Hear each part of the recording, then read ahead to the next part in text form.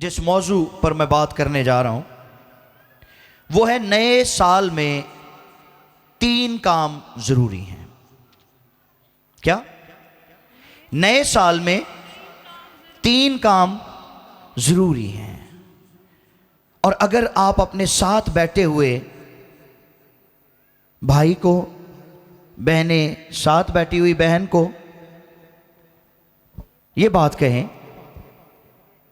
तो मेरा ख्याल ये बड़ी खूबसूरत बात होगी कि आप ये पैगाम डिलीवर कर रहे हैं। सो अपने साथ बैठे हुए फर्द को कहिए कि नए साल में 3 काम जरूरी हैं। So we are going to learn about 3 मस्ट्स।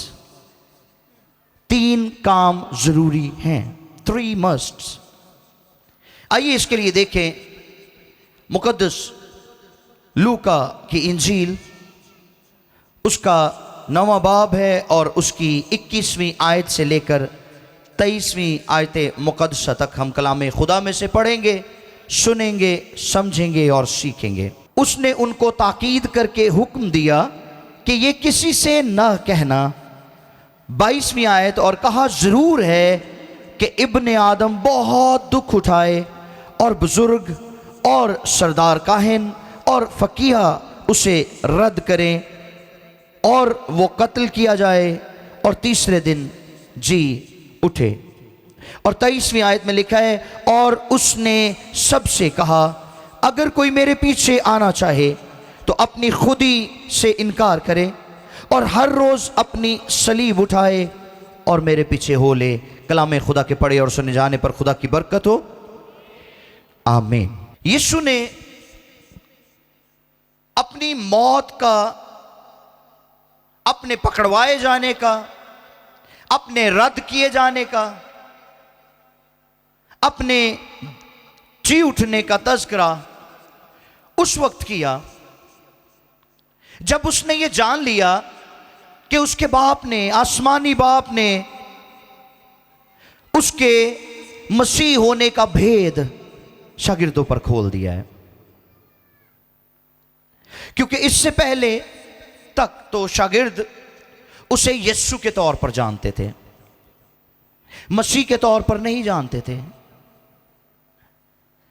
क्योंकि उसका नाम यीशु रखा गया। पिछले दिनों में हम सीख रहे थे, पिछले साल में क्रिसमस पर हमने बहुत सारे पैगामात सुने हैं कि फरिश्ता मुकद्दसा मरियम के पास आया, मुकद्दस यूसुफ के पास आया, और जो बाप, खुदा बाप ने डिसाइड किया था जो नाम, वो नाम उन्हें दिया और वही नाम उन्होंने उसका रखा। और उसी नाम से यीशु को जाना जाता था, उसी नाम से यीशु को पुकारा जाता था। सो शागिर्द यीशु को बतौर यीशु जानते थे, लेकिन it was the first time जब उसको मसीह के तौर पर जाना गया। और यह वाकया उस वक्त पेश आया जब यीशु तन्हाई में दुआ करने के बाद शागिर्दों से पूछने लगे कि लोग उसके मुतालिक क्या ख्याल रखते हैं, क्या नजरिया रखते हैं, लोग उसके मुतालिक क्या सोचते हैं कि वो कौन है। तो जरा देखिए 18वीं आयत से, इसी 9वें बाब की 18वीं आयत से 18, 19 और 20 3 आयत को हम पढ़ेंगे और यहां पर यह वाज़े हो जाएगा कि लोग यीशु के बारे में क्या सोचते थे और यीशु के शागिर्द ने यीशु के मुतालिक क्या राय कायम की। जी, जब वो तन्हाई में, सुने, जब वो तन्हाई में दुआ कर रहा था और शागिर्द उसके पास थे तो ऐसा हुआ कि उसने उनसे पूछा कि लोग मुझे क्या कहते हैं। उन्होंने जवाब दिया कहा, जी, तू कहा यूहन्ना बपतिस्मा देने वाला और बाज एलिया कहते हैं। उन्होंने जवाब में कहा यूहन्ना बपतिस्मा देने वाला और बाज एलिया कहते हैं, और बाज ये के कदीम नबियों में से कोई जी उठा है। ये लोगों के ख्यालात थे यीशु के बारे में, ये लोगों के नजरियात थे यीशु के बारे में। लोग इस तनाजुर में यीशु को देखते थे, इस तनाजुर में यीशु के बारे में सोचते थे। अब यीशु ने अपने शागिर्दों से कहा, ये तो है लोगों की बात, ये तो है दुनिया की बात। Now tell me what do you think I M.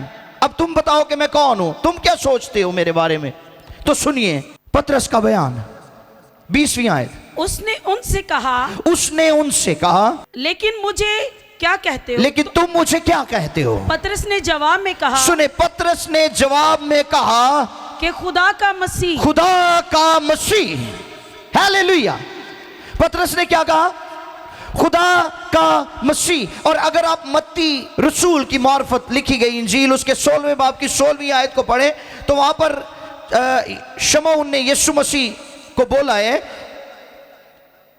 उसने कहा कि तू जिंदा खुदा का बेटा मसीह है, तू जिंदा खुदा का बेटा मसीह है। और 70वीं आयत में मत्ती 16-17 में यीशु ने पतरस की तारीफ की है यीशु ने और उससे कहा है, मुबारक है तू शमौन बरयूना, क्योंकि ये बात गोश्त और खून ने नहीं बल्कि मेरे बाप ने जो आसमान पर है तुझ पर जाहिर की। तू तो ये कह ही नहीं सकता, तुझे तो पता ही नहीं कि मैं मसीह हूं, ये बात मेरे बाप ने तेरे दिल में डाली है इसलिए तूने कही है। सो जब तक ऊपर से हमें दिया नहीं जाता उस वक्त तक हम उसको ले नहीं सकते, हम उसको जान नहीं सकते, हम उसको समझ नहीं सकते। बहुत सारे लोग हैं वो सारा साल बाइबल पढ़ते हैं, ऐसे लोग भी हैं जो साल में 2 दफा भी बाइबल कंप्लीट कर लेते हैं लेकिन उन्हें उसके बारे में कोई समझ नहीं होती। लिखा तब उसने उनके जहनों को खोला कि किताब मुकद्दस को समझे। जब वो जहन खोलता है तो फिर इसकी समझ आती है। फिर वो जो साल में 2 दफा बाइबल मुकम्मल कर लेते हैं उन्हों को पूरे साल च भी मुकम्मल नहीं होती, मुकाशफे इन्ने मिलते हैं। हालेलुया। सो ये ना खत्म होने वाला कलाम है और हर मसीही के अंदर एक रिसीविंग फोल्डर मौजूद है और जब ये रिसीविंग फोल्डर खुलता है तो इसके अंदर मुकाशफात उतरते हैं, भेद उतरते हैं, अमीक बातें उतरती हैं। और अगर हमने समहाउ किसी ना किसी तरह से इस फोल्डर को दुनियावी मामूलात से पुर कर रखा है, अगर हमने इस फोल्डर को माजी की तल्ख यादों से भरा हुआ है तो फिर कोई डाउनलोडिंग नहीं होगी क्योंकि स्पेस नहीं है, देयर इज नो रूम। तो मुकाशफे कहां से आएंगे।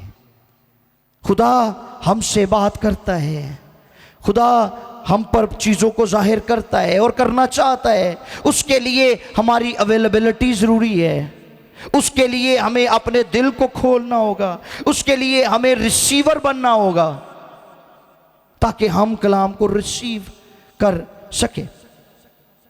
सो वापस आते हैं लूका की इंजील की तरफ, 9वां बाब और 22वीं आयत में यीशु ने वहां पर अपने मसीह होने की वजाहत दे दी। यीशु ने कहा अब तुम जान तो गए हो तो सुन लो, तुमने इस बात को जान लिया है तो सुनो।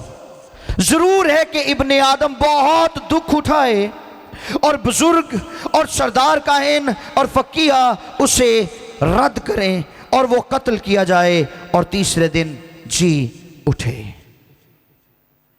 अब तुमने जान तो लिया है कि मैं मसीह हूं तो मैं तुम्हें वजाहत कर देता हूं कि मैं कैसे मसीह हूं। मुझे ये काम करना पड़ेगा, जरूरी है कि मैं पकड़वाया जाऊं। 21वीं आयत में खुदावंद ने उनको ताकीद की है, उसने उनको ताकीद करके हुक्म दिया कि ये किसी से ना कहना, किसी को ना बताना। तुम पर तो ये भेद खुल गया है लेकिन मैं ये चाहता हूं कि ये सरप्राइज रहे मेरे सताने वालों के लिए भी और सारी दुनिया के लिए भी, ताकि वक्त पूरा होने पर उन्हें पता चले कि मैं मसीह हूं। उनको मना कर देने के बाद 23वीं आयत में खुदावंद ने कुछ ऐसा कहा जो ना सिर्फ शागिर्दों के लिए बल्कि आज के ईमानदारों के लिए भी किसी चैलेंज से कम नहीं है। And there is the sermon for the new year, और यही नए साल का पैगाम है। क्या है वो?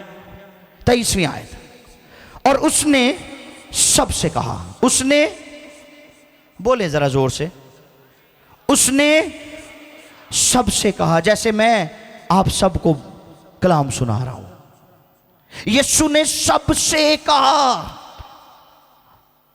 अगर कोई मेरे पीछे आना चाहे तो अपनी खुदी से इनकार करे और हर रोज अपनी सलीब उठाए और मेरे पीछे हो ले। यह था पैगाम। नए साल में हमें 3 काम करने जरूरी हैं। यही कहा था मैंने शुरू में। यीशु ने वहां पर मौजूद सबसे कलाम किया, सबसे कहा सबसे, लेकिन उसके साथ चॉइस दे दी, उसके साथ इंतखाब दे दिया कि ये बात सबके लिए है। लेकिन अब अगर कोई ऐसा करना चाहे, अगर कोई मेरे पीछे आना चाहे, अगर कोई मेरी खिदमत करना चाहे, अगर कोई मुझे अजीज रखता हो, अगर कोई मुझसे मोहब्बत रखता हो, तो जरूर है कि वो अपनी खुदी से इनकार करे, हर रोज अपनी सलीब उठाए और मेरे पीछे हो ले। 3 काम जरूरी हैं, सबसे कहा है, किसी फर्द वाहिद से नहीं, किसी मखसूस शख्सियत से, मखसूस ग्रोह से, मखसूस फिरके से, मखसूस तबके से, मखसूस कौम से नहीं, बल्कि सबसे ये बात कही कि जो मेरे पीछे आना चाहे अपनी खुदी का इनकार करे। सेल्फ डिनायल, ये हमारा बहुत बड़ा मसला है। इनकार के लिए अंग्रेजी का लफ्ज डिनाई इस्तेमाल होता है और यूनानी जुबान का लफ्ज है आपर्न्योमाए, जिसका तर्जुमा है अपना इनकार करना, खुद को भूल जाना, अपना फायदा ना ढूंढना। और ये खासा मुश्किल काम है, अपना इनकार करना।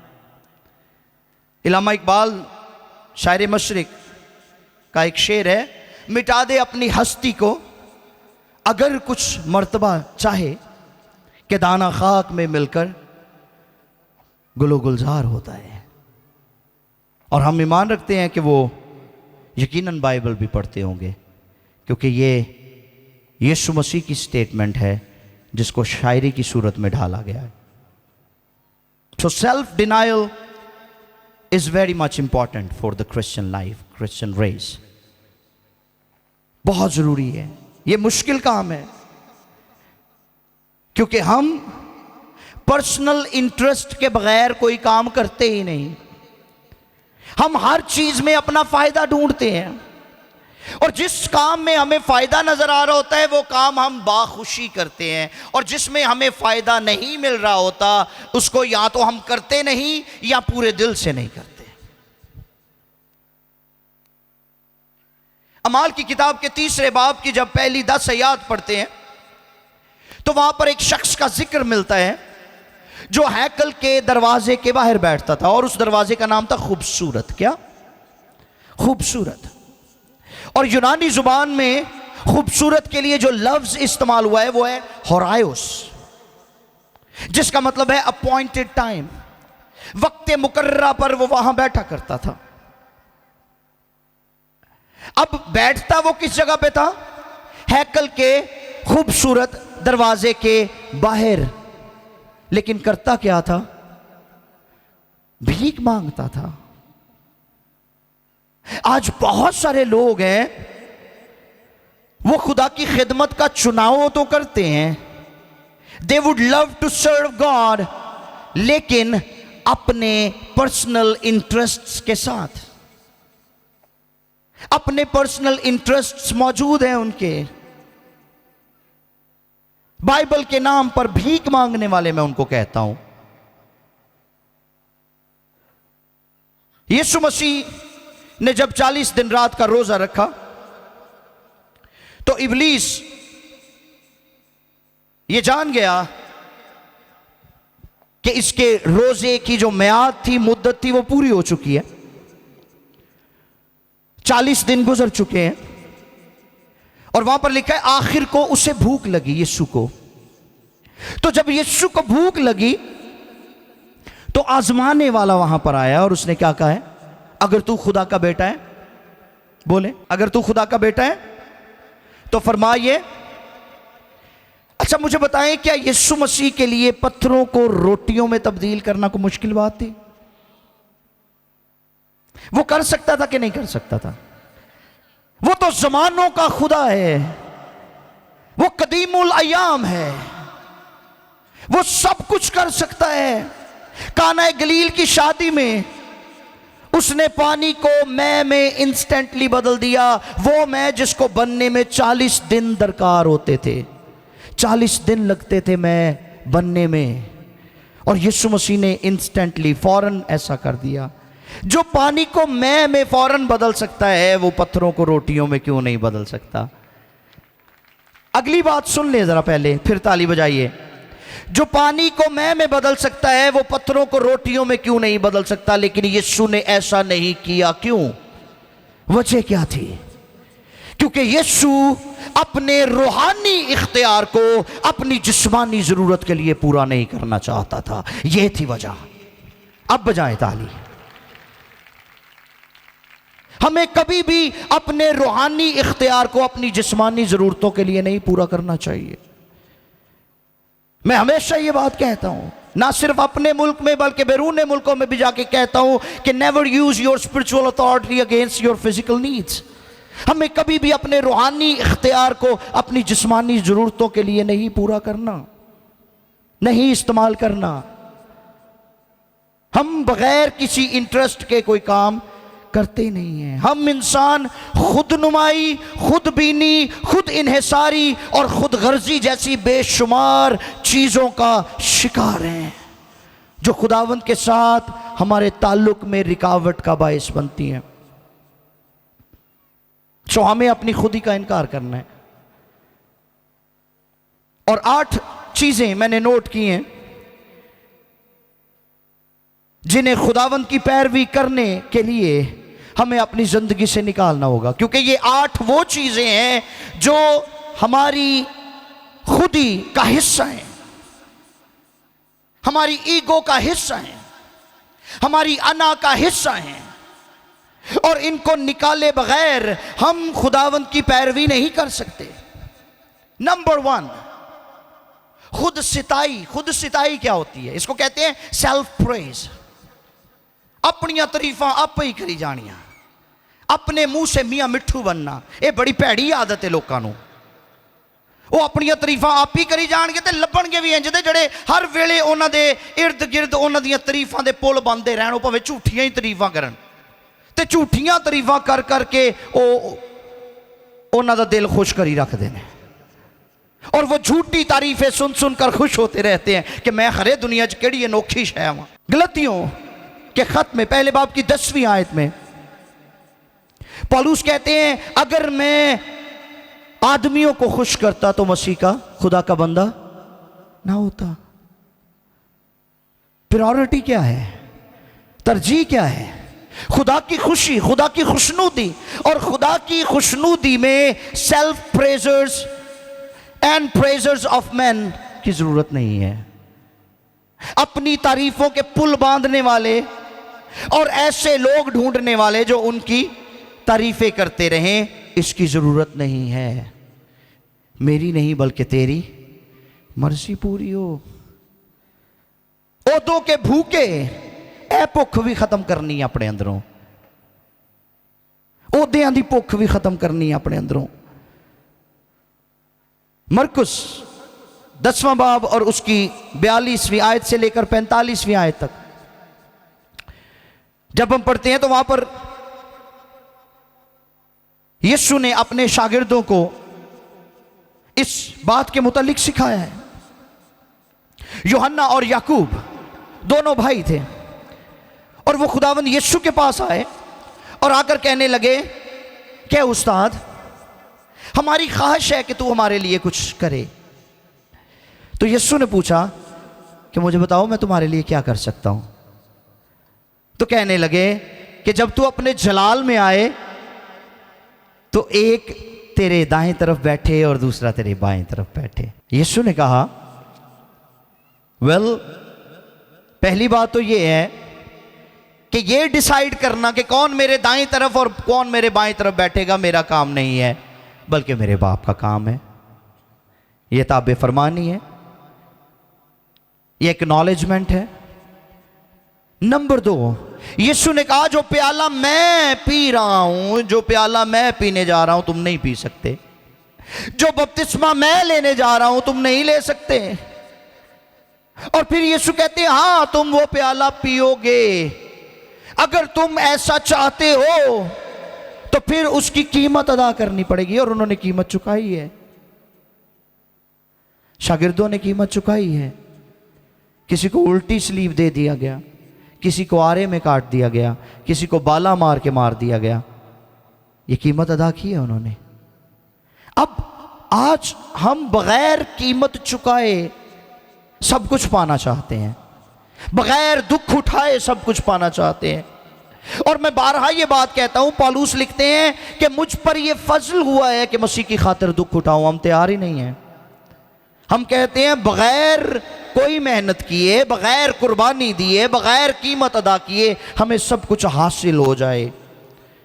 भाई रजा पढ़ेंगे, मरकस 10वां बाब है, उसकी 42 से 45 आयत तक। मगर यीशु ने उन्हें पास बुलाकर, सुने, यीशु ने उन्हें पास बुलाकर उनसे कहा, तुम जानते हो कि जो गैर कौमों के सरदार समझे जाते हैं, जो गैर कौमों के सरदार समझे जाते हैं, वो उन पर हुकूमत चलाते हैं, और उनके अमीर उन पर इख्तियार जताते हैं। मगर तुम में ऐसा नहीं है। तुम में ओहदों की भूख नहीं होनी चाहिए, बल्कि जो तुम में बड़ा होना चाहिए वो तुम्हारा खादिम बने, और जो तुम में अव्वल होना चाहिए वो सबका गुलाम बने।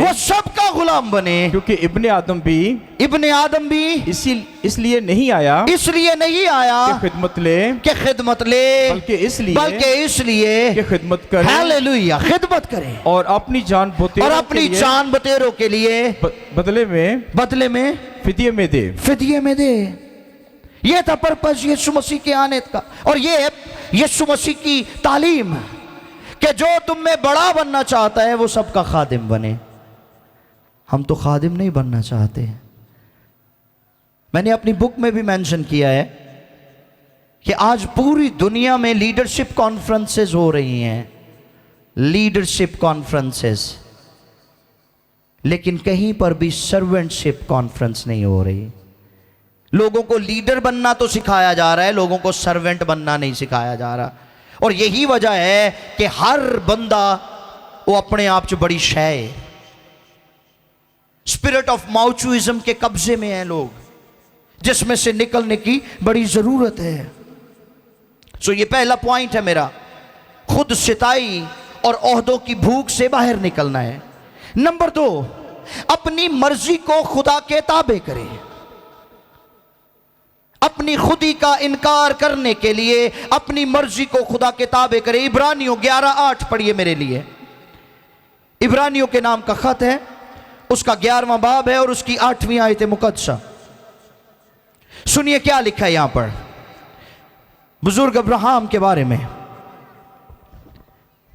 जी, इब्रानियों 11:8। यस, ईमान ही के सबब से, सुने, ईमान ही के सबब से अब्राहम जब बुलाया गया तो हुक्म मानकर उस जगह चला गया जिसे मिरास में लेने वाला था। और अगरचे जानता ना था कि मैं कहाँ जाता हूँ तो भी रवाना हो गया। उसने कभी उस जगह को, उस मकाम को नहीं देखा था, उसने कभी उस मुल्क को नहीं देखा था, ना उसके बारे में सुना था, लेकिन ये उसकी ताबे फरमानी थी कि उसने अपनी मर्जी को सरेंडर करके खुदा बाप को की मर्जी को अपनी जिंदगी में लिया और ईमान से कदम बढ़ाया, और आज खुदा ने उसको बहुत बड़ा रुतबा दे रखा है।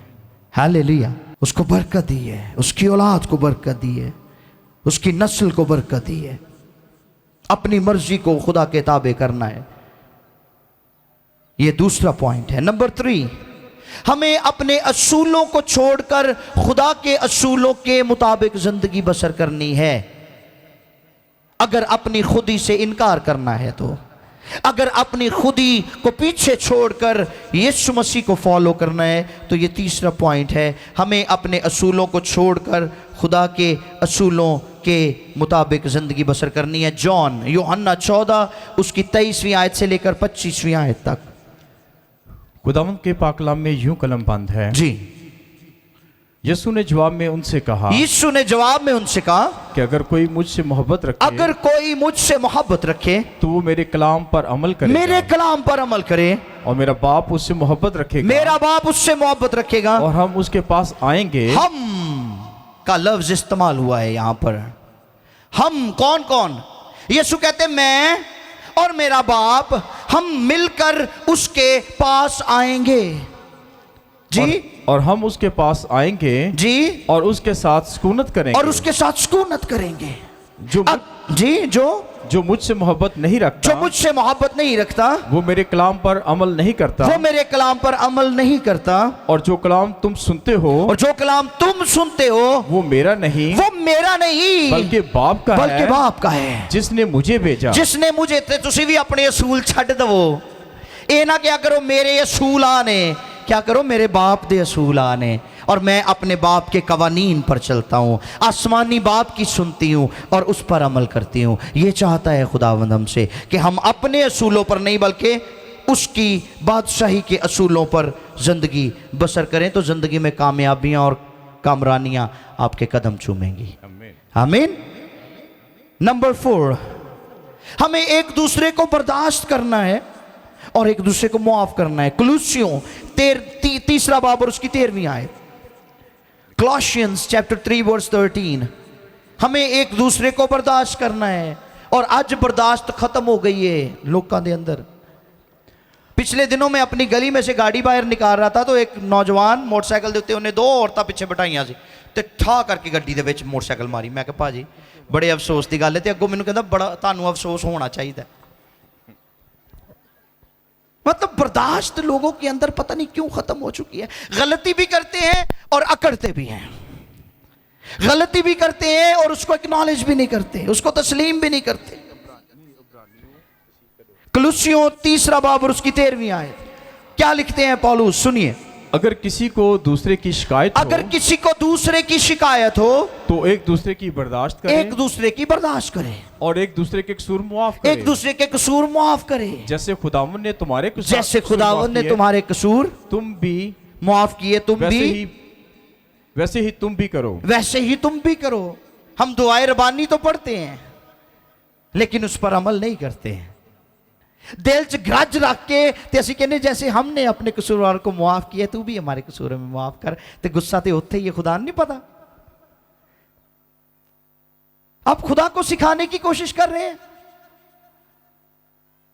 We have to mend ourselves. हमें अपने आप को दुरुस्त करना है, बर्दाश्त करना है और मुआफ करना है। और 5वां पॉइंट है मेरा, हमें अपनी जिंदगी से शिकायतों को दूर करना है और उसकी जगह शुक्रगुजारी को लेकर आना है। हालेलुया। शिकायतों को दूर करना है। फिलिपियों 2:14 पढ़िए भाई, फिलिपियों 2:14। हम शिकायतों से भरे रहते हैं और हमेशा उन बातों पर नजर करते हैं, उन बातों को जेरे गौर रखते हैं जो हमारी जिंदगी में अभी तक पूरी नहीं हुई। सब काम शिकायत और तकरार, सुने, सब काम शिकायत और तकरार बगैर किया करो। बगैर यानी बगैर तकरार और शिकायत के सारे काम किया करो। हमने कभी उन बातों के लिए शुक्रगुजारी नहीं की जो खुदा हमारी जिंदगी में कर चुका है। हम हमेशा उन बातों को जेरे गौर, जेरे बहस लाते हैं जो नहीं हुई। असी कहने खुदावंद ऐ केड़ा तू कीता सी। और ये बिल्कुल हमारे बच्चों वाली आदत है। हमारे बच्चे, पेरेंट्स इस बात से बखूबी वाकिफ हैं।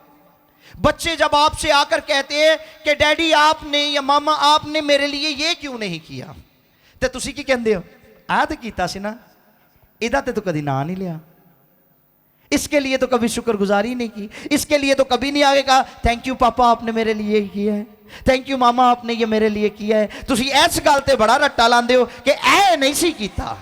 साडा रब दे नाल ऐ ही रवैया हुंदा है। क्योंकि हम शिकायतों से और बुड़बुड़ाहट से भरे हुए हैं। हमारे अंदर से शिकायतें निकलती हैं। और मैं आपको एक बात बता दूं, जहां पर कंप्लीसेंसी होती है, जहां पर शिकायतें होती हैं, वहां खुदा काम नहीं करता। मरकस की इंजील में एक वाकया मौजूद है। यीशु मसीह ने एक नाबीना को आंखें दी, उसकी नजर को बहाल किया, और कलाम में लिखे खुदावंद ने उसका हाथ पकड़ा और उसके गांव से उसको बाहर ले आया। रेहान कहना है, होल्ड योर हैंड, मुझे अपना हाथ देना।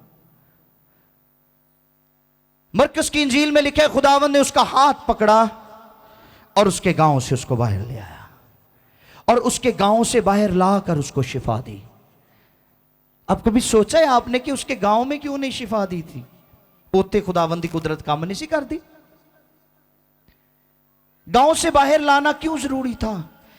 इसलिए कि जिस जगह वो खड़ा था वो जगह शिकायतों वाली जगह थी। उस जगह पर वो शिकायतें ही करता रहता था, शिकायतें ही करता। बदउनवानी मौजूद थी वहां पर, बदगुमानी मौजूद थी वहां पर, वसवसे और शक मौजूद था वहां पर। और जहां पर वसवसे और शक होता है, जहां पर खुदा के बारे में बदगुमानी होती है, जहां पर जिंदगियों में शिकायतें होती हैं, वहां खुदा काम नहीं करता। इसलिए वो चाहता है कि हम इन शिकायतों भरी जिंदगी से बाहर निकलकर कलाम में खुदा के तनाजुर में उसकी तरफ देखें। हालेलुया। कितने पॉइंट हो गए हैं? हाँ जी, गुड। इसका मतलब कलाम सुन रहे हैं आप, ग्रेट। नंबर 6, खुद को अव्वल दर्जा देने से गुरेज करें। खुद को अव्वल दर्जा देने से गुरेज करें। फिलिपियों 2 दूसरा बाब और उसकी 3री और 4थी 2 आयत हैं ये। अगर नोट कर रहे हैं तो नोट कर लें। फिलिपियों दूसरा बाब 3 और 4 2 आयत। खुद को अव्वल दर्जा देने से गुरेज करें। जरूर है कि खुदा खुदा रहे और मिट्टी मिट्टी रहे। हम कभी खुदा का जलाल लेने की कोशिश ना करें। यूहन्ना बपतिस्मा देने वाला यीशु के बारे में कहने लगा, जरूर है कि वो बढ़े और मैं घटूं। ते ਜਦੋਂ ਤੁਸੀਂ ਖੁਦਾਵੰਦ ਨੂੰ ਪਹਿਲਾ ਦਰਜਾ ਦਿੰਦੇ ਹੋ ਨਾ, ਤੇ ਫਿਰ खुदा भी ਤੁਹਾਡਾ देन नहीं रखता। सुनिए इस बात को, अगर आप खुदा को पहला दर्जा देंगे तो फिर खुदा भी आपकी इज्जत बढ़ाएगा, आपकी शान बढ़ाएगा। हालेलुया। यूहन्ना ने कहा जरूर है वो बढ़े और मैं घटूं। तो यीशु मसीह ने यूहन्ना के बारे में क्या स्टेटमेंट दी वो भी सुनिए। यीशु कहते हैं जितने औरतों में से पैदा हुए हैं, यूहन्ना बपतिस्मा देने वाला उन सब में से बड़ा है। उसमें अब्राहम भी मौजूद है, उसमें याकूब और इसहाक भी मौजूद है। जितने औरतों से पैदा हुए हैं उन सब में यूहन्ना को बड़ा ठहरा दिया खुदावंद ने। इस वास्ते अपनी जिंदगी च पहला दर्जा खुदावंद नूं दिया करो। जी पढ़िए रसा जी। फिलिपियों 2 3 से 4। तो फरके और बेजा फखर के पायस कुछ ना करो, बल्कि फरोतनी से एक दूसरे को अपने से बेहतर हालेलुया। फरोतनी से दूसरे को अपने से बेहतर समझे। भाई तू मेरे नालों चंगा है, मैं आपसे कम हूं, मैं कमतर हूं। एक दूजे नालों भी ते खुदावंद दा ते मुकाबला ही नहीं है। कई खुदावंद दा भी जलाल लैन दी कोशिश करते हुंदे ने। ठीक है, मेरे वसीले इंज होया सी, मैंने ये कर दिया था। गुजरी रात भी मैं बता रहा था कि गिडियन जदाऊन को जब खुदा ने भेजा, खुदा ने कहा कि तुम मदियानियों के हाथ से मेरी कौम इस्राएल को छुड़ा, तो उसने 20,000 आदमी अपने साथ लिए। खुदावंद ने कहा नहीं ये नहीं मुझे चाहिए, तू कल नू जित जाएगा, तू कहना मैं तो अपनी ताकत ना जितया, खुदा ने की किया है। खुदावंद का हिस्सा किस बात में था? इसलिए तू 300 बंदे लेके जा, तो फिर मैं तुझे जीत दूंगा, ताकि तू जाने कि मैं खुदावंद तेरा खुदा तुझे छुड़ाने वाला हूं और कामयाबी देने वाला हूं। हालेलुया।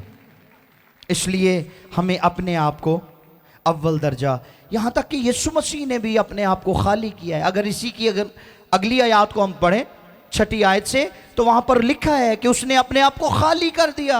और खादिम की सूरत इख्तियार की। और मैंने एक पैगाम में बताया था कि खादिम घरों के अंदर, रोमी घरों के अंदर, यूनानी लोगों, जो अमीर लोग होते थे, उनके घरों के अंदर जो खादिम होते थे, उनके पास एक कपड़ा होता था जिससे वो डस्टिंग किया करते थे, और उस कपड़े को लातीनी जुबान में लैंसन बोलते हैं, और उसकी ट्रांसलिटरेशन कहते हैं एक ही लफ्ज जो सारी जुबानों में इस्तेमाल हो। यानी लातीनी में भी वो लैंसन है, ग्रीक में, यूनानी में भी वो लैंसन है, इंग्लिश में भी वो लैंसन है, उर्दू में भी वो लैंसन है, और पंजाबी में भी वो लैंसन है। इसको बोलते हैं ट्रांसलिटरेशन। तो वो कपड़ा जो खादिम इस्तेमाल किया करते थे, यीशु ने उस कपड़े के साथ अपने शागिर्दों के पांव पूछे और उनको ये बताया कि मैं तुम सबका खादिम हूं, भले मैं तुम्हारा उस्ताद हूं, लेकिन मैं तुम्हारी खिदमत करने के लिए आया हूं। सो हमें ऐसा होना है, अपनी जात को कम करना है, अपने आप को कम करना है। 7वां पॉइंट, एक नापाक तसव्वुर जो हमारे मुआशरे में दंदनाता फिरता है, नहायत फरसूदा बेहुदा तसव्वुर। वो क्या है? मेरा जिस्म मेरी मर्जी, मैं जो मर्जी करा, किसे नू की लगे। मैं टेटू बनवावा, मैं नत्तियां पावा, मैं नक बनावा, हाँ जी, मैं परवट्टे च टक लवावा, ठीक, मैं वड्डे वड्डे वाल रखा, वो इंज लगता जिवें इल्ल कुट्टी हुंदी है। किसी को क्या? मैं पार्टी जीन्स पावा, किसी को क्या? अरे सुन ले, सुने खुदा का कलाम क्या फरमाता है। ये जिस्म जिसको लेकर आप बड़ा मान करते हैं, ये मिट्टी है, इसने मिट्टी में वापस आना है। लेकिन इससे पहले कि ये मिट्टी में जाए, इस जिस्म से खुदा के जलाल को जाहिर करे, क्योंकि ये खुदा के जलाल के लिए बनाया गया है। हालेलुया। पहला करंथियों पढ़िए, पहला करंथियों उसका 6वां बाब है, उसकी 18वीं आयत से 20वीं आयत तक क्या लिखा है यहां पर। करंथियों का पहला खत, उसका 6वां बाब है, 18वीं आयत से 20वीं आयत तक। हरामकारी से भागो, सुने, हरामकारी से भागो। जितने गुनाह आदमी करता है, जितने गुनाह आदमी करता है वो बदन से बाहर है, वो बदन से बाहर है, मगर हरामकार, लेकिन हरामकार अपने बदन का भी गुनहगार अपने है। बदन का भी गुनहगार है। फिर आगे क्या लिखा है? क्या तुम नहीं जानते, क्या तुम नहीं जानते कि तुम्हारा बदन रूह कुदस का मकदस है, रूह कुदस का। तुसी कहंदे मेरा जिस्म मेरी मर्जी, मैं जो मर्जी करा। लिखा है तुम्हारा बदन रूह कुदस का मकदस है। आगे, जो तुम में बसा हुआ जो है, तुम में बसा हुआ है, और तुमको खुदा की तरफ से मिला है, खुदा की तरफ से मिला है। ये खुदा ने दिया है, और तुम अपने नहीं, तुम अपने नहीं हो। ये ना तो ये बदन आपका है, ना इसमें समाई हुई रूह आपकी है, और ना रगों में दौड़ने वाली जान खून आपका है। तारा केड़ी गल ते मान है? किस बात पर मान करते हैं आप? किस बात की ईगो है आपके अंदर? आपका तो सांस भी अपना नहीं है। किस बात पर इतराते हैं आप? अपने बदनों से खुदा का जलाल जाहिर करो, यह खुदा चाहता है। हालेलुया। पाकीज़गी की जिंदगी बसर करना, पाकीज़गी के तालिब होना। 2 मुतालबे हैं खुदा के। खुदा को पसंद आने के लिए ईमान की जरूरत है, लेकिन बगैर ईमान के खुदा को पसंद आना नामुमकिन है। और खुदा को देखने के लिए जो दूसरा मुतालबा है वो है पाकीज़गी। और पाकीज़गी के बगैर कोई शख्स खुदा को नहीं देख सकता, नहीं देखेगा। इसलिए हमें पाकीज़गी की जिंदगी बसर करनी है, हर रोज तकदीस के अमल से गुजरना है। आखिरी पॉइंट, खुदी का इनकार करने का आखिरी पॉइंट। कौन सा नंबर है ये? शाबाश, 8वां नंबर है। इख्तियार के बरखिलाफ बगावत और सरकशी छोड़नी है। पतरस का पहला खत है, उसका 2रा बाब है, 13वीं आयत से लेकर 15वीं आयत तक। इख्तियार के बरखिलाफ बगावत और सरकशी को छोड़ना है। ये बहुत जरूरी है। पतरस का पहला खत 1 पीटर चैप्टर 2 वर्सेस 13 थ्रू 15 पढ़िए। खुदावंद के कलाम में यूं कलम बंद है, खुदावंद की खातिर इंसान के हर एक इंतजाम के ताबे रहो। सुन ले, खुदावंद की खातिर, किसकी खातिर? खुदावंद की खातिर इंसान के हर एक इंतजाम के ताबे बोले रहो। ये ना कह दो ना रहो, ये कलाम की बात है। ताबे रहो। फिर बादशाह के इसलिए, बादशाह के इसलिए कि वो सबसे बुजुर्ग हैं, वो सबसे बुजुर्ग हैं, और हाकिमों के इसलिए, और हाकिमों के इसलिए कि वो बदकारों की जी सजा, हाँ जी, और नेकोकारों की तारीफ के लिए, बदकारों की सजा और नेकोकारों की तारीफ के लिए उसके भेजे हुए हैं। खुदा ने उनको मुकर्रर किया है, और जिसको खुदा मुकर्रर करता है आपको उसकी इज्जत करनी चाहिए, आपको उसकी ताबेदारी करनी चाहिए, आपको उसके उस इंतजाम को फॉलो करना चाहिए। मुझे और भाई रजा को 24 साल हो गए हैं खुदा के खादिम के साथ,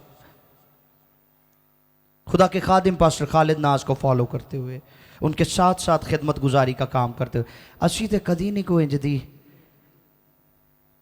को हरकत की थी। हाँ जी, अज लोग कहते रातों रात सैटअप लाओ, दरमियानी रास्ता लभो। अगर स्टेज ना मिलेगा, दुआ करने का मौका नहीं मिलना, तो असी चर्च छड़ देना है। अरे ताबे फरमान रहे, and wait for your time, अपने वक्त का इंतजार करें। जब मैंने तौबा की बपतिस्मा लिया तो I was a little shy boy, मैं थोड़ा शाय था और कोशिश करता था मुझे ज्यादा बोलना ना पड़े। सिंगिंग में करता था, सेकुलर प्रोग्राम करता था, लेकिन बोलता कम था। और with the passage of time खुदा के पाक रूह ने दलेरी दी। खुदा के खादिम से सीखते सीखते आज खुदा पूरी दुनिया में इस्तेमाल कर रहा है। हालेलुया। अपने वक्त का इंतजार करना बहुत जरूरी है। असी अपने वक्त का इंतजार नहीं करते थे, वो करने की कोशिश करने हैं जिदे वास्ते असी बुलाए नहीं गए। जिसके लिए हम बुलाए नहीं गए, हमें कभी भी वो काम नहीं करना चाहिए। इंतजाम के ताबे रहना चाहिए। तुसी सानू जी कलाम सुनाने का मौका नहीं दोगे, असी तुहाडे गिरजे नहीं आना। तुसी सानू दुआ करने का मौका नहीं दोगे, असी तुहाडे गिरजे नहीं आना। तुसी सानू सीट ते नहीं बैठ दोगे, असी तुहाडे गिरजे नहीं आना। ये बच्चों वाली बातें हैं, ये नादानी की बातें हैं, और इन नादानी की बातों से निकलकर हमें मैच्योरिटी की तरफ जाना है, स्पिरिचुअल मैच्योरिटी की तरफ, रूहानी बलूगत की तरफ, ताकि हम मैच्योर हो सकें। सो हमें कभी भी इख्तियार के बरखिलाफ बगावत नहीं करनी चाहिए। ये 8वां पॉइंट है, अपनी खुदी का इनकार करना है। अब दूसरा काम जो जरूरी है, दूसरा जरूरी काम क्या है? हर रोज अपनी सलीब उठाएं। हर रोज अपनी, ये वो सलीब नहीं जी गल च पाई है कि तुम गल च सलीब पा लो तो कहो मैं हर रोज सलीब चुकी है। हाँ जी, या मेरिया भैन कन्ना दे विच सलीब पा लैन ते कहन मैं सलीब चुकी फिरनी हाँ, इधरों भी तो इधरों भी। नो नो नो, ये वो सलीब नहीं है, ये उस सलीब की बात नहीं है। ये वो सलीब है जिसके जरिए आप अपने बदन की ख्वाहिशों पर गालिब आते हैं। हालेलुया। और हमें हर रोज अपने बदन की ख्वाहिशों पर गालिब आना है। पौलुस कहते हैं मैं अपने बदन को मारता और कूटता हूं, मारता और कूटता हूं। हमें इस बदन की ख्वाहिशों पर गालिब आना है। गलतियों के खत में लिखा है रूह जिस्म के खिलाफ ख्वाहिश करती है और जिस्म रूह के खिलाफ, और ये दोनों एक दूसरे के मुखालिफ हैं। अब खुदा की कुदरत आप देखें कि खुदा ने इस रूह को इस जिस्म के साथ जोड़ा हुआ है। ये दोनों ही जुड़े ने लेकिन एक दूसरे के ऑपोजिट ने। समझ आ रही है? थोड़ी सी बारीक बात है, गहरी बात है। आपस में जुड़े ने, कनेक्टेड ने, लेकिन एक दूसरे दे मुखालिफ। अगर आप जिस्म की ख्वाहिशों को पूरा करेंगे तो रूह के खिलाफ जाएंगे, और अगर आप रूह की ख्वाहिशों को पूरा करेंगे तो फिर जिस्म पर गालिब आएंगे। दो दम खुदा के हुजूर में इंसान के लिए हैं। मेरी जो दूसरी किताब है उसमें मैंने ये लिखा है कि खुदा के हुजूर में इंसान के लिए दो दम हैं। एक वो दम जो उसने बागे अदन में आदम के नतनों में फूंका, याद है? पैदाइश की किताब में लिखा है खुदा ने उसके नतनों में जिंदगी का दम फूंका और आदम जीती। उस दम के लिए जो इब्रानी जुबान का लफ्ज इस्तेमाल हुआ है वो है नीशो माओ। क्या? नीशो माओ, जिसका मतलब है बायो लाइफ, इंसानी जिंदगी। सो इंसानी जिंदगी को खुदा ने उसके अंदर फूंक दिया। एक तो वो जिंदगी है जो हम सब गुजार रहे हैं, जो हम सबको मिली हुई है, और एक दम और है। ये कौन सा दम है? यूहन्ना की इंजील 20वां बाब और उसकी 22वीं आयत लिखा है, यीशु ने अपने शागिर्दों पर फूंका और कहा रूह लो। ये दूसरा दम है, और ये रूहानी जिंदगी गुजारने के लिए दिया गया है। ये वो दम है जिससे हम रूहानी जिंदगी गुजार सकते हैं। ये वो दम है, ये वो रूह है जो हमारी रूह के साथ मिलकर बदन की ख्वाहिशों पर गालिब आती है। ये वो रूह है जब हमारी रूह के साथ मिलती है तो ये गवाही देती है कि हम खुदा के बेटे और बेटियां हैं। हालेलुया। सो ये वो रूह है जिसके मुतालिक यीशु ने अपने शागिर्दों से कहा कि दुनिया उसे नहीं जानती लेकिन तुम उसे जानते हो। और मैं अक्सर ये बात कहता हूं कि बेटा दुनिया को दिया गया, खुदा ने दुनिया से ऐसी मोहब्बत रखी, बेटा दुनिया को दिया गया, लेकिन रूहुल कुद्स दुनिया को, रूहुल कुद्स ईमानदारों को दिया गया है। और ये वो दम है जो ईमानदारों के लिए है, और ईमानदार इस दम को पाकर बदन के खिलाफ उसकी रगबतों पर गालिब आते हैं, उसकी ख्वाहिशों को खींचकर सलीब पर लटका देते हैं। हालेलुया। सलीब उठाना इज वेरी मच इंपॉर्टेंट। रोम में दो बड़ी खतरनाक सजाएं होती थी। एक सजा सलीब की सजा जो यीशु मसीह को दी गई, एक और खतरनाक सजा थी। और वो सजा कौन सी थी? रेहान मुझे फिर आपकी जरूरत है। वो सजा ये होती थी, उस तरफ मुंह कर लें, कि जब कोई शख्स किसी को कत्ल कर देता तो मकतूल की लाश, मिसाल के तौर पर इन्होंने मुझे कत्ल किया है तो मेरी लाश इनकी बैक साइड पे बांध दी जाएगी। तो होता क्या था कि जब कोई शख्स किसी को कत्ल कर देता तो मकतूल की लाश उस कातिल के साथ बांध दी जाती, और उस कातिल के दोनों तरफ दाएं और बाएं एक एक सिपाही साथ में खड़ा होता, साथ साथ चलता, और उनकी ड्यूटी लगती कि जहां पर भी वो कातिल रुकने की कोशिश करे उसको कोड़ा मारा जाए। और वो कोड़ा उसको बैक पे नहीं लग सकता था क्योंकि पीछे लाश होती थी, इसलिए वो कोड़ा उसको सामने लगता था, उसकी चेस्ट पे, उसके मुंह पे, उसके पेट पे, उसकी टांगों पे। और उस खौफ से वो चलता रहता था, लाश नु चुक के टुरिया रहिंदा सी। और उसको, उसकी सजा ये होती थी कि उसको पूरे शहर का चक्कर लगाना होता था, और वो शख्स उस लाश की बदबू से मर जाता था। उस इक्तबास को पौलुस ने उठाया और रोमियो के खत में कहते हैं, हाय मैं कैसा कमबख्त इंसान हूं, मुझे इस मौत के बदन से कौन रिहाई देगा। ये मौत का बदन हमारे साथ बंधा हुआ है, इस पर गालिब आने के लिए हमें रूहुल कुद्स की जरूरत है। हालेलुया। और बगैर रूहुल कुद्स के हम अपनी सलीब नहीं उठा सकते, इसलिए हमें रूहुल कुद्स के वसीला से, रूहुल कुद्स की मदद से इस सलीब को हर रोज उठाना है। तीसरी और आखिरी बात, इसके बाद हम दुआ करेंगे, जरूर है कि उसके पीछे चलें। और यह तीसरा मस्ट है। पहला मस्ट क्या था? पहला जरूरी काम क्या है? खुदी का इनकार। दूसरा मस्ट क्या है? अपनी सलीब उठाना। और तीसरा मस्ट क्या है? उसके पीछे हो लेना, उसके पीछे चलना। यूहन्ना की इंजील 10वां बाब और उसकी 27वीं आयत को पढ़िए भाई रजा। उसके पीछे चलना। अपनी खुदी का इनकार करना है, अपने आप को सरेंडर करना है, अपनी जात में से निकलकर खुदा पर भरोसा करना है, अपनी जात में से निकलकर खुदा पर निगाह करनी है, अपनी सलीब उठानी है, जिस्म की ख्वाहिशों पर, रगबतों पर गालिब आना है।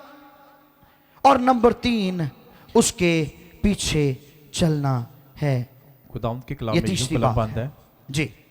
मेरी भेड़ें मेरी आवाज सुनती हैं। मेरी भेड़ें मेरी आवाज सुनती हैं। सुनिए यीशु मसीह क्या फरमाते हैं, और मैं उन्हें जानता हूं, और मैं उन्हें जानता हूं, और वो मेरे पीछे पीछे चलती हैं। और वो मेरे पीछे पीछे चलती हैं। आप एक और हवाला निकाल लें, फिर पढ़ते हैं यशायाह 30:21।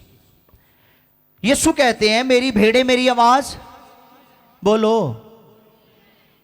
मेरी भेड़ें मेरी आवाज सुनती हैं। यीशु कितना कॉन्फिडेंट है, कितना पुरएतमाद है अपनी कलीसिया के बारे में, अपनी भेड़ों के बारे में, अपने फॉलोअर्स के बारे में, अपने पैरोकारों के बारे में। वो कहता है वो मेरी आवाज सुनती हैं, मैं उन्हें जानता हूं। हमें ना सिर्फ उसकी आवाज को सुनना है, बल्कि उसकी आवाज को पहचानना भी है कि आवाज खुदावंद दी है क्या किसी और दी है, हैं जी, या मेरे अपने ख्याल आते नहीं किते। ये डिफ्रेंशिएशन हमें आनी चाहिए, ये इम्तियाज हमें आना चाहिए, ये फर्क हमें पता होना चाहिए कि आवाज किसकी सुन रहे हैं। सुनिए, मैंने अपनी किताब में लिखा है कि हवा का ओरिजिनल सिन, हवा का जो असली गुनाह था वो ये नहीं था कि उसने फल लिया, खाया और खुदा की नाफरमानी की। उसने जो सबसे बड़ा गुनाह किया था वो ये किया था कि उसको बागे अदन में सिर्फ 2 आवाजें सुनने की आदत थी, एक खुदा की और दूसरी उसके शौहर की। ये एक तीसरी आवाज थी जिसको उसने सुना और जवाब दिया, यही उसका सबसे बड़ा गुनाह था। आज हम किसकी आवाज सुन रहे हैं? कौन हमारे साथ बोल रहा है? हमें इम्तियाज ही नहीं है, हमें इम्तियाज ही नहीं है। हम अपनी सोचों को, अपने ख्यालात को खुदा की मर्जी कहते हैं। हम अपने ख्यालात को सुनते हैं, भांपते हैं और कहते हैं खुदा ने मुझसे कलाम किया। वो हुंदा ही नहीं, फिर वो पूरा ही नहीं हुंदा। क्यों? क्योंकि वो खुदा की आवाज थी नहीं। सो हमें खुदावंद को सुनना बहुत जरूरी काम है। ये जरूरी है कि हम उसको सुने, हमारा उसको सुनना जरूरी है। अगर हम उसकी पैरवी करना चाहते हैं, अगर हम उसके पीछे चलना चाहते हैं। यशायाह 30:21 ये आखिरी हवाला, इसके बाद हम दुआ करेंगे। खुदावंद के पाक कलाम में यूं कलम बंद है, यूं लिखा है कलाम खुदा में, और जब तू दाहिनी या बाईं तरफ से जब तू दाहिनी या बाईं तरफ मुड़े तो तेरे कान तेरे पीछे से ये आवाज सुनेंगे कि राह यही है, इस पर चल। जब तू दाएं या बाएं मुड़े तो तुझे आवाज आएगी, तुझे सीधा टुरदा रहेगा तो फिर ठीक है। फिर खुदावंद कहता है मेरी भेड़ें मेरी आवाज सुनती हैं, मैं उनको जानता हूं और वो मेरी पैरवी करती हैं, वो सही डायरेक्शन च जा रहे हैं। उसको सुनना बहुत जरूरी है, उसको सुनने वाला बनना है हमें। आज 2025 के साल के आगाज में ये 3 बातें पल्ले बांध लें। ये 3 बातें बहुत खास हैं। नंबर 1, अपनी खुदी का हर रोज अपनी सलीब उठाना और उसके पीछे चलना बहुत जरूरी है। बहुत सारी आवाजें आपको आएंगी, बहुत सारी आवाजें आपको डिस्ट्रैक्ट करेंगी, बहुत सारे कहेंगे कि उसके आने का वादा कहां गया। लेकिन आपको साबित कदम रहना है, आपको उसमें बढ़ते चले जाना है। आखिरी बात, एक औरत खुदा के खादिम के पास अपना बच्चा लेकर आई। वो उसको मखसूस करवाना चाहती थी, और जब वो बच्चा खुदा के खादिम ने लिया अपने हाथों में तो उसने उसकी आंखों में देखा, और उसकी आंखों में देखने के बाद उस औरत की तरफ देखा और उसको कहने लगा, इसको अपनी खुदी का इनकार करना जरूर सिखाना। सुन रहे हैं? उसने क्या कहा? इसको अपनी खुदी का इनकार करना ज़रूर सिखाना, तो ये उम्र भर खुदावंद का पैरोकार रहेगा। हालेलुया। आइए सरों को झुकाएं, आंखों को बंद करें।